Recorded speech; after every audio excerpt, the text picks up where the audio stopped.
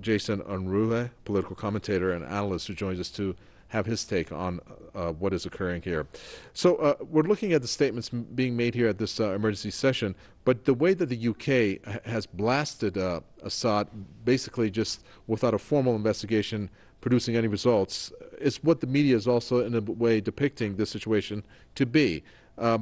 Don't you think that there's no basis then for the way that this is being conducted in terms of at least some members accusing Assad's forces and Russia to be responsible for this? I believe definitely that what we're seeing here is a one-sided attack against the legitimate government of Bashar al-Assad. Everybody keeps saying over and over again that not all the facts are in. We don't know absolutely everything, but yet it seems a general consensus that the Assad government is responsible for the incident. And there can be no question that chemicals were used in this incident. However, it is a question of whether or not a chemical plant was in fact bombed. But it seems very interesting how whenever there is an attack by Israel or U.S. imperialism, it's always, we are going to carry out an investigation within the next couple of days. And then maybe 2 weeks after that, we get relatively a dismissal of what happened with a very vague acceptance of imperialism being behind those attacks. But whenever it's something like Syria, they are always jumping the gun immediately right away to attacking the Assad government and claiming that they are responsible when the attack or the incident can only have happened a few minutes before. And that definitely shows that this whole incident is being politically manipulated for the forces looking to oust the Assad government. Well, I mean, I don't want to keep harping on what the UK has said. I'm just looking at the statement when he says, quote, "This doesn't look like the work of terrorists or the opposition, only Assad regime." How does he, why would he make a statement like that, which really is shooting himself in the foot?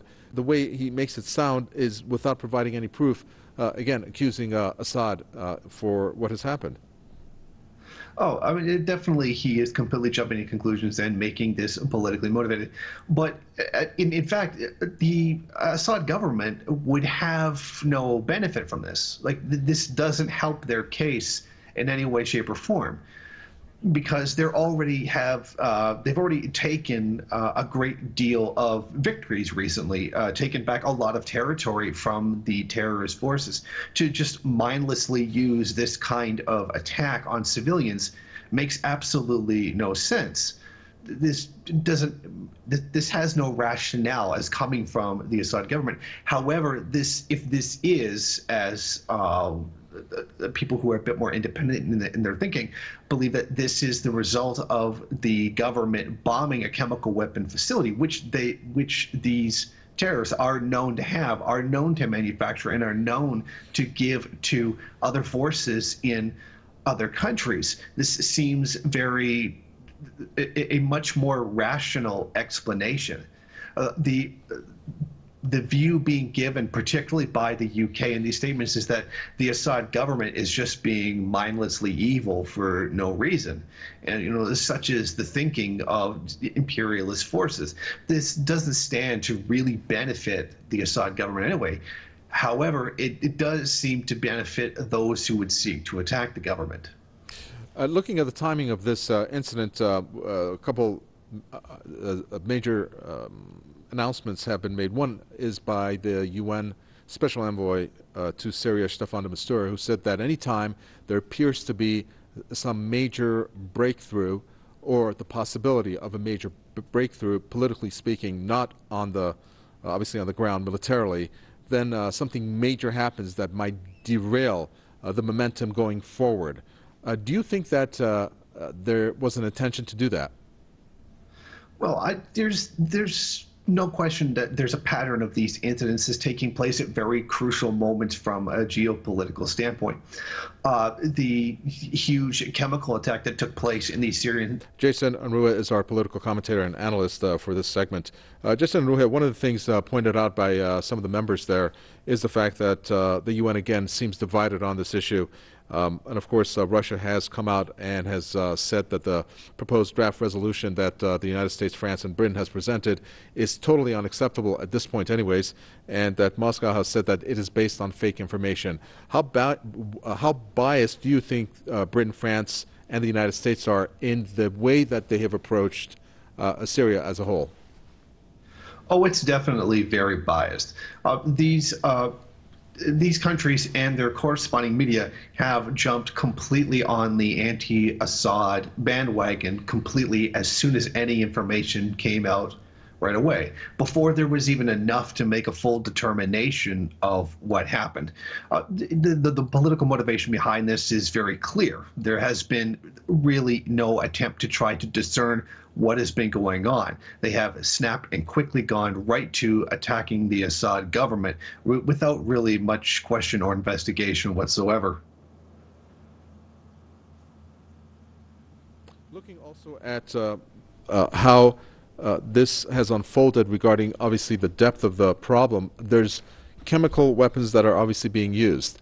So do you think when the incident that happened in Ghouta happened, and the fact that finally the OPCW came and there was a cooperation with the Syrian government on them discarding their chemical stockpile, why then is the Syrian government still the focus of it being responsible? Well, because this is a witch hunt against the Assad government. This is just another attempt to try to delegitimize the government, given the complicated political situation that it's in right now. It's already very clear that the terrorist forces inside the country are not going to be able to force the Assad government out of power.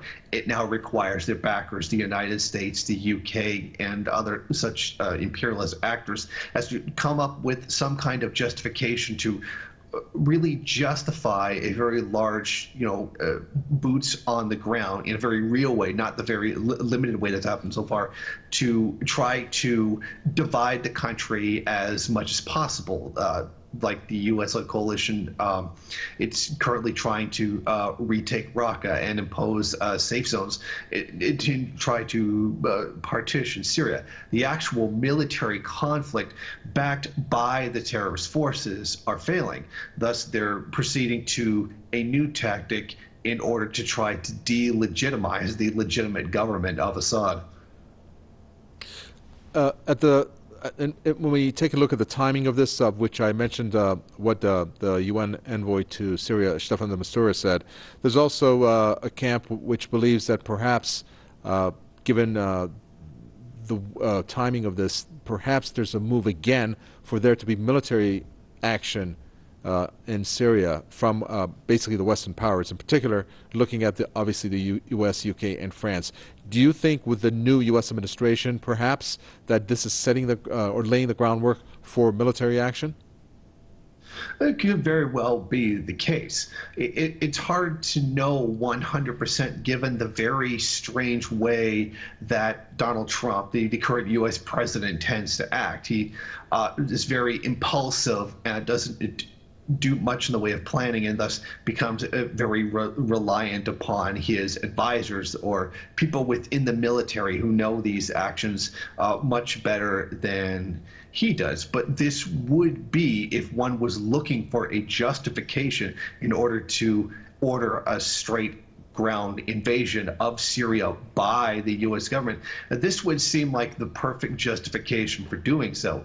It has very much the flavor of the weapons of mass destruction claim used against Iraq to justify that invasion. So it's something that's already still a part of the American consciousness, something that's within their minds to make it more palatable to them. And given that there actually is known chemical weapons on the ground, it lends a great deal of credibility to such an accusation. I'd like to get your reaction to what the opposition has said here, and I'm taking a look at Alouche, who is the head of the opposition. He has said the true solution for Syria is to put Syrian President Bashar al-Assad, the chemical weapons user, in court and not at the negotiating table. This coming from Mohammed Aloush, the so-called rebels' chief negotiator at the UN mediated talks. When you hear that statement, what do you think? First of all, what is your reaction? This just coming in minutes ago. The statement rings with a great deal of irony, given that it's known that the terrorist forces inside the country do use chemical weapons and have been exporting them to other countries to be used as well. This really shows that this is about getting rid of Assad. This isn't about trying to end hostilities or get some kind of concession from the Syrian government.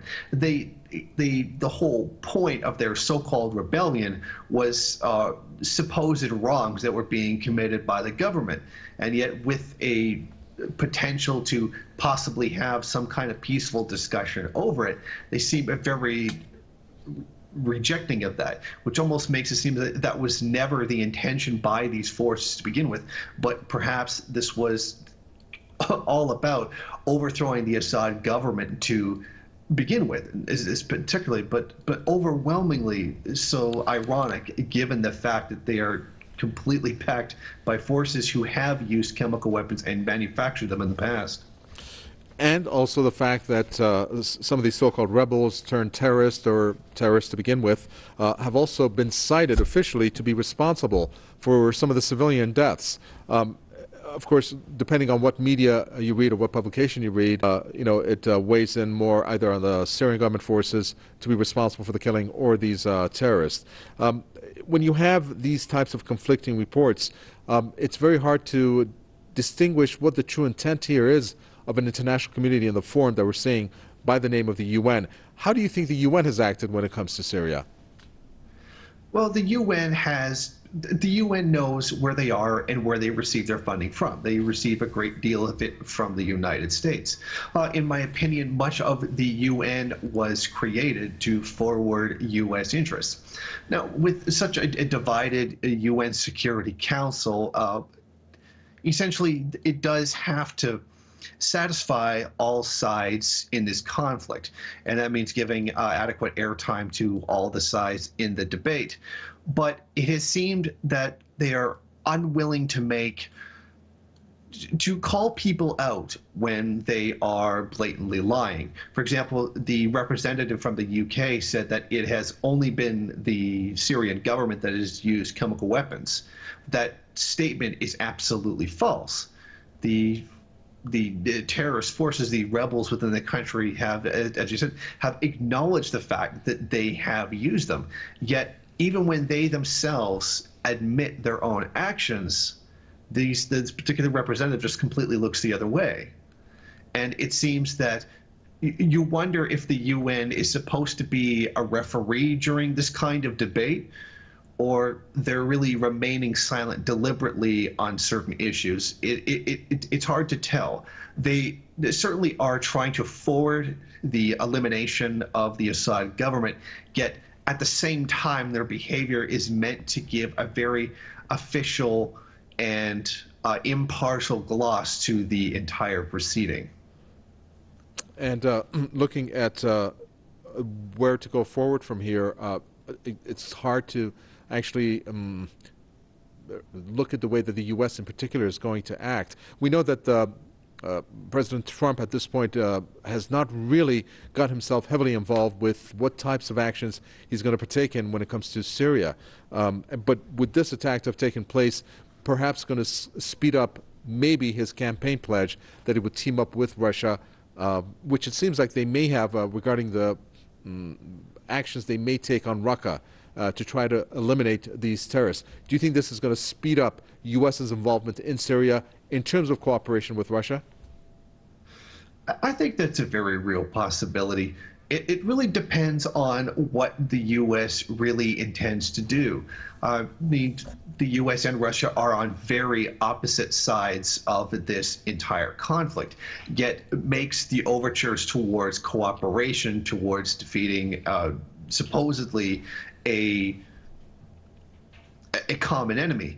But whether this this incident, given the fact that it's called an emergency session, the fact that the major players within the UN Security Council have been called in on this almost seemingly last minute, this definitely does have the air of importance that could accelerate that kind of situation within the U.S. government. Very well, thank you. We appreciate your comments. Jason Unruhe, political commentator and analyst there. Live at the UN there, the emergency session that's being held on Syria. We're going to talk about what is transpiring there on the floor of the UN with Gordon Duff, senior editor at Veterans Today, who joins us from Ohio. Gordon Duff, the emergency session taking place. Are we looking, I know it's speculation, but are we looking at a repeat of what has happened on the UN floor based on other emergency sessions that have taken place on Syria? There's very little question this is going to be high theater. The Secretary General's statement, though there's this claim people are looking for non-state actors, once Trump announced in his tweets without any evidence at all that Syria was responsible, and then made some highly contradictory threats, and very few people understand exactly how clear these threats are. But once these were made, the UN Security Council was an afterthought. The word was already in. The U.S. has made its decision, a maniacal decision, and certainly not reality-based. And we've seen this over and over. It started in 2013. The Russians tried to present evidence to the UN Security Council. It was refused. The only thing that stood between a U.S. attack on Syria was basically President Obama's restraint and the willingness for Secretary Kerry to look at Russia's information secretly and to withhold American military action, which President Trump doesn't have that sensibility, doesn't have that maturity, and certainly he never stops before acting. There's no question about this. Well, it seems like, based on what you're saying, if I'm interpreting you correctly, that the U.S. through Trump has made its decision. Am I correct in assuming what you're saying is that the U.S. has decided to seriously contemplate military action in Syria? Well, I've been on with some of the players here today. We've been communicating with the Syrian Ministry of Justice. They released a statement to us just a few minutes ago, another denial. Comparing this, the quote from the Minister of Justice says the next thing he expects to be blamed for is making a hole in the ozone. That's a quote from the Syrian Minister of Justice. They don't understand the seriousness. Trump's statement, and this is where it gets dangerous, he's blaming President Obama's failure to attack Syria in 2013, and he says he's going to establish a new red line. And by red line, meaning that he's ready to confront Russia over Syria. U.S. relations with Russia have been deteriorating. They're far worse than they were under Obama, way worse now. They couldn't be any worse than they are right now. And we have a president who's under assault everywhere. Members of the cabinet are hiring attorneys. We're expecting arrests at any time. This government is in trouble. And President Trump wants a war, and this war on terror and the thousands of troops that he's poured into Syria. We have no idea how many. It could be 7,000 or 8,000. The U.S. policy in Syria, we openly claim that we're pouring troops in and we're not telling anybody, because that's our new tactic. And it didn't take long for this to happen. The other issue is that we do have a report out of directly from the Syrian military, one that didn't go through filters, and we're getting reports from Russia as well. So we have some of the backstory on this, and there's quite a bit of a story behind this. And the UN and the U.S. have absolutely no desire to find where these weapons really came from and what they were meant to be used for. And already, it's no big secret. So let's see here. If we are to take a look at the scenario that you have laid out, based on the fact that Trump has blamed Obama for a lack of military action in Syria, and at this time he's going to establish a new red line. Do you think that this, I mean, if he does, or if the U.S. does partake in military action, then it's the same old dilemma there that, well, it's going to be fighting possibly against Russia. I'm going to use George W. Bush Jr.'s line. Is the U.S. going to tell Putin, are you with us or are you with them? It's getting very close to that right now, and he's pushing, and we're seeing the articles in the American press that Putin is being pushed into a corner, and this is a standoff now. The Russians thus far today have said they're standing with Syria, but the sound of their statement actually shows a bit of reluctance. Also, we have a misunderstanding between Syria and Russia as to the incident itself. The Russian military is reporting that this was a Syrian Air Force bombing of a chemical weapons supply depot in Idlib. The Syrians are saying they didn't bomb this at all. They're saying they sent jets over afterwards, and this is not a public statement. This is one I have directly from the commanders. They said after the incident, they sent jets over to look into this. The backstory, I'll do this as quickly as possible. The Russian intelligence services inside Turkey found a convoy of tow missiles that included gas masks and other protective equipment being sent to Hama. And according to the commanders there and the ground in Syria, they were told that the Russians were tracking a convoy that they expected to go to Hama to be used against the Syrian Arab army. And everyone was watching this, and that it would also contain chemical weapons from a facility like the one that apparently exploded. According to the Syrians, they say this thing exploded on its own.